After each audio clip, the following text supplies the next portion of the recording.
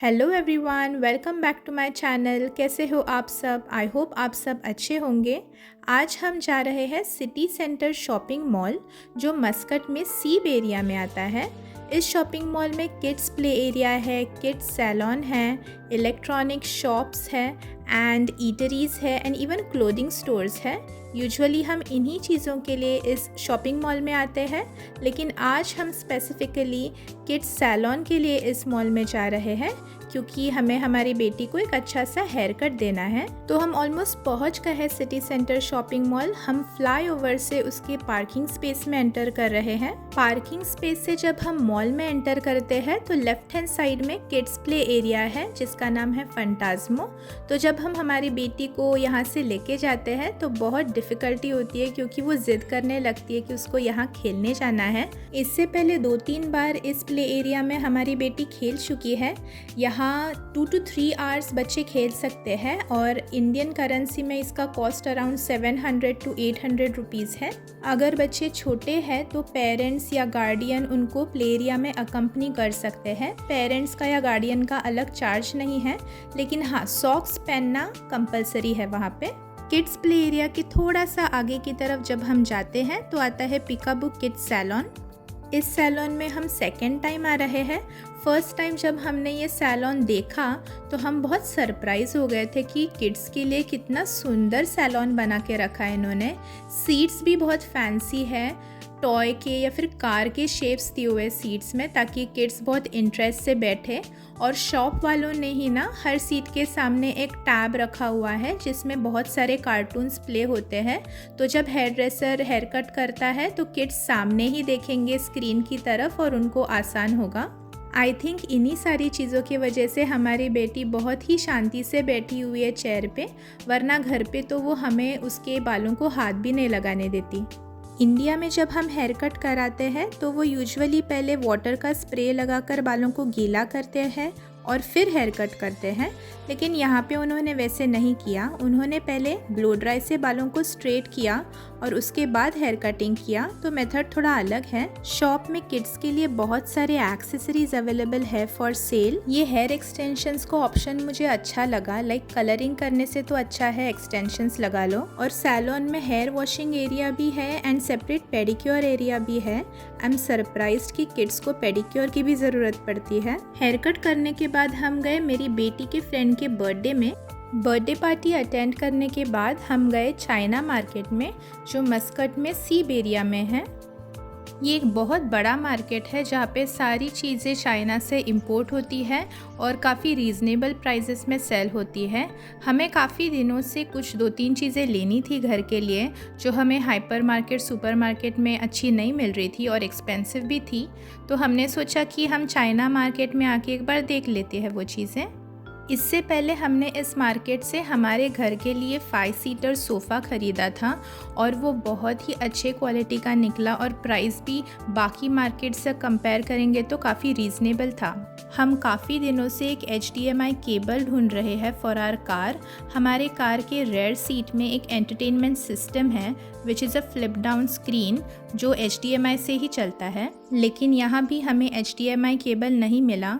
फिर मैंने सोचा कि हम आ ही गए हैं तो मेरे लैपटॉप के लिए, जो एक टच स्क्रीन लैपटॉप है, उसके लिए एक स्टाइलस या एक पेन ले लेती हूँ यहाँ से। लेकिन जैसे ही मैं प्राइजेस देखने लगती हूँ ना, मुझे लगता है कि कितना एक्सपेंसिव है, इससे सस्ता तो इंडिया में मिल जाएगा, और ऐसे करके मैंने वो नहीं लिया। यहाँ मुझे लाबुबू के फ़ोन कवर्स भी दिखे, काफ़ी क्यूट डिज़ाइंस हैं and price is around 826 rupees Indian currency.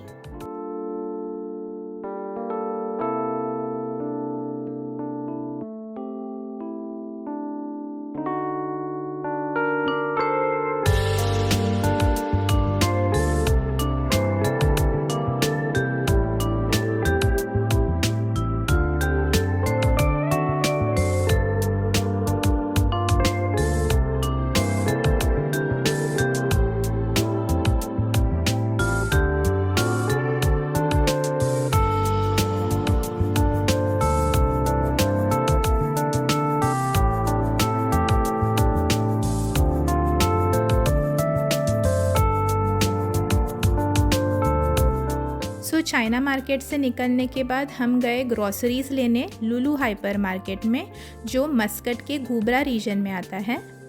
घर से निकलने के पहले मैंने लिस्ट बना ली थी फ़ोन के नोटपैड में, जो भी चीज़ें मुझे ग्रॉसरीज़ में लेनी थी। तो हम ट्राई करते हैं कि लिस्ट ही फॉलो करें, अदरवाइज़ बहुत ज़्यादा खर्चा हो जाता है और हमारा बजट भी हिल जाता है। लास्ट टाइम जब हम नेस्टो हाइपर मार्केट में गए थे, वहाँ मुझे याकुल्ट नहीं मिला, तो अभी मिल्क के सेक्शन में मैं वही ढूंढ रही हूँ कि याकुल्ट कहाँ है।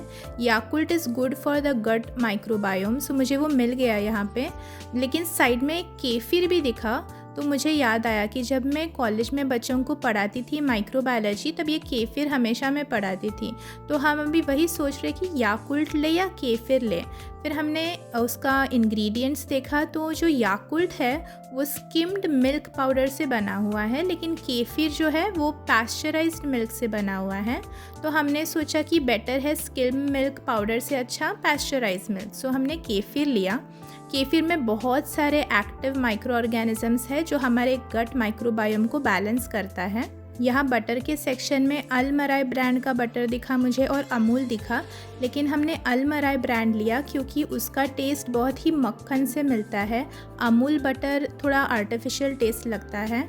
इस शॉप में ना सीड्स भी अवेलेबल है, वेजिटेबल अलग अलग होम गार्डनिंग जो भी करते हैं ना उनके लिए सीड्स भी अवेलेबल है, और घर में रखने के लिए प्लांट्स भी अवेलेबल है।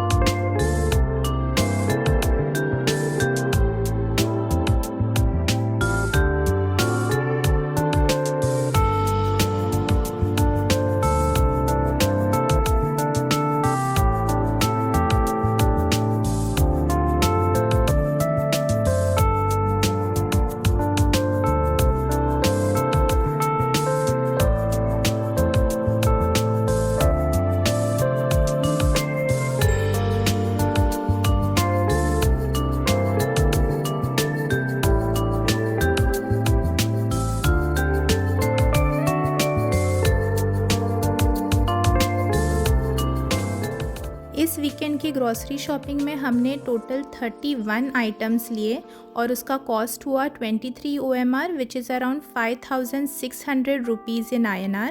तो आज का व्लॉग यही ख़त्म होता है फ्रेंड्स। कमेंट्स में मुझे ज़रूर बताना आपको मेरा व्लॉग कैसे लगा। Thank you so much for watching. मिलते हैं अगले व्लॉग में, तब तक के लिए बाय बाय।